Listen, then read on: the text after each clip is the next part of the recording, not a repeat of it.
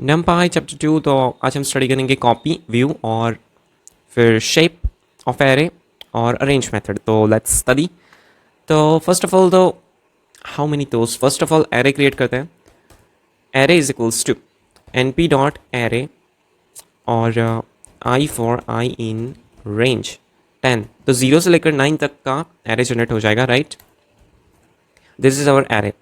और फिर हम एक न्यू एरे क्रिएट करते हैं बेस्ड ऑन दिस एरे, मतलब कि new array is equals to array, और न्यू एरे को अपडेट करते हैं। तो न्यू एरे की 0th एलिमेंट को हम कर देते हैं 100 और फिर हम प्रिंट करते हैं न्यू एरे को।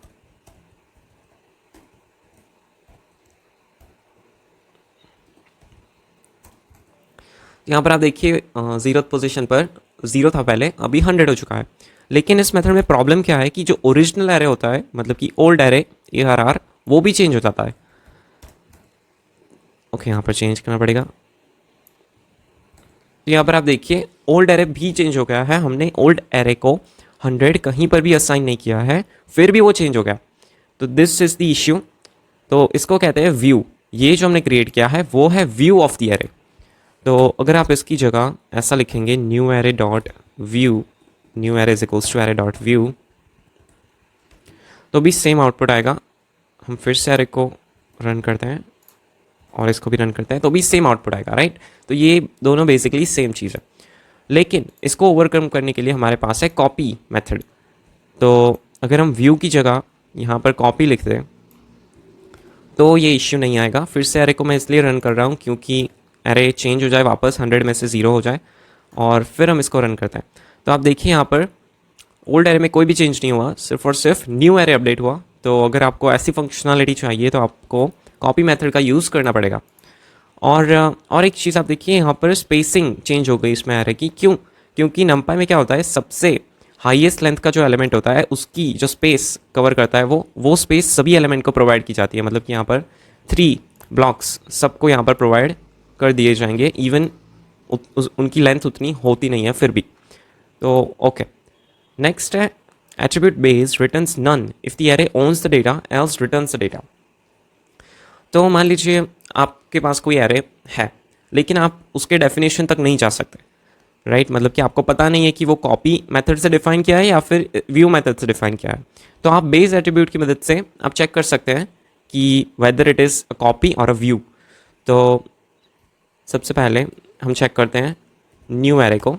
तो हमने तो कॉपी मेथड लास्ट रन की थी, तो कॉपी मेथड में आएगा, तो इसका मतलब कि बेस रिटर्न करेगा नन, राइट। अगर कॉपी होता है तो नन रिटर्न करता है, और व्यू होता है तो एरे का डेटा जो होता है वो डिस्प्ले कर देता है। यहाँ पर न्यू एरे डॉट बेस में नन आया because it is the copy method. अब हम व्यू सेल को रन करते हैं, तो फिर इसको रन करते हैं तो ये आ जाएगा डेटा, क्योंकि अब ये व्यू बन चुका है, राइट। तो एक काम करते हैं, अनदर एरे ही ले लेते हैं ताकि कन्फ्यूजन ना हो।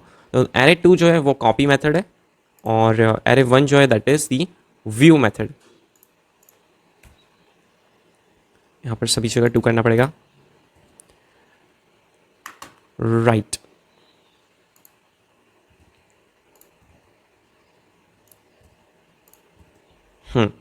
और अब हम इसको चेक करते हैं न्यू एरे 2 के बेस को। यहाँ पर आप देखिए दिस इज़ द व्यू और दिस इज़ द कॉपी, तो इससे आपको पता चल सकता है। नेक्स्ट है शेप ऑफ एरे। तो यहाँ पर हमारे पास एक लिस्ट है, आप देख सकते हैं 2 डायमेंशनल लिस्ट है, और हम इसको फर्स्ट ऑफ ऑल एरे में कन्वर्ट करते हैं और उसका शेप पता लगाते हैं। तो np एरे पास कर देंगे लिस्ट डॉट शेप। यहाँ पर पैरेंथेसिस नहीं करने एट दी एंड। तो यहाँ पर आप देखिए 3 और 5 शेप मिला है हमें। तो ये तो 2 डायमेंशनल लिस्ट है, राइट। तो ये डायमेंशंस शो नहीं करता है, ये क्या शो करता है, इसको रीड कैसे करते हैं हम 3 5 को, कि एरे में 3 लिस्ट ऐसे हैं जिनमें 5 वैल्यूज़ हैं। इसका ये मतलब है 3 और 5 का मतलब कि एक लिस्ट के अंदर ऐसे 3 लिस्ट है और हर एक लिस्ट में 5 वैल्यूज़ हैं। तो this is the shape of array. तो मान लीजिए कुछ बड़ा सा शेप रखते हैं हम,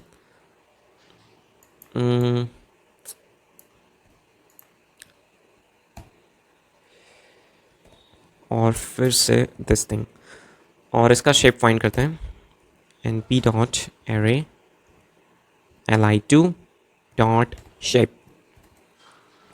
तो यहाँ पर आप देखिए जितने डायमेंशंस होंगे उतनी वैल्यूज़ हमें टुपल में मिलेगी। यहाँ पर 2 डायमेंशंस थे तो हमें 2 वैल्यूज़ मिली, यहाँ पर 3 डायमेंशंस है तो 3 वैल्यूज़ मिली। और इसको रीड कैसे करना है, तो एक ऐसा लिस्ट है जिसमें अनदर 2 लिस्ट है, एक लिस्ट है ये और दूसरा लिस्ट है ये, और उन दोनों लिस्ट में और 3 लिस्ट है। तो ये था हमारा फर्स्ट लिस्ट, राइट, ये था फर्स्ट लिस्ट। तो इसमें आप देखिए 3 लिस्ट है, ये 1 से लेकर 5, 11 से 15 और 21 से 25, और उन हर एक लिस्ट में 5 वैल्यूज़ है। तो लास्ट जो होता है number that represent the number of values, बाकी ये रिप्रेजेंट करता है नंबर ऑफ लिस्ट्स। अब लिस्ट भी हो सकता है टुपल सेट, राइट, उसमें नहीं जाना है, नंबर ऑफ कंटेनर्स बेसिकली, और ये है नंबर ऑफ एलिमेंट्स। ओके, तो this is the shape, you can find the shape of any array. फिर है arrange method. Arrange method simply यही चीज़ करती है जो हम फॉर लूप से लिस्ट कंप्रीहेंशन से करते हैं। मान लीजिए आपको सेम ये चीज़ को करना है, वेट अ सेकेंड, हाँ, तो यहाँ पर आप देखिए I for I in range 10, तो इसने 0 से लेकर 9 तक के वैल्यूज़ जनरेट कर दी। तो ये सेम चीज़ हम कर सकते हैं अरेंज मेथड से। तो अरेंज मैं यहाँ पर लिखता हूँ और 0 से लेकर 10 लिखता हूँ, तो सेम टू सेम आउटपुट आया, राइट। तो ये बेसिकली एरे का रेंज फंक्शन है, राइट। और यहाँ पर आप स्टेप आर्ग्यूमेंट भी दे सकते हैं। लेट्स से स्टेप है 3, मतलब 0 से जंप करेगा ये 3 पर, फिर 3 से 6 और 6 से 9।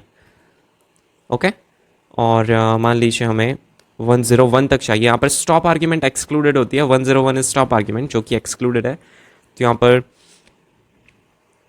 पूरा 3 का टेबल आपको मिल गया है, राइट।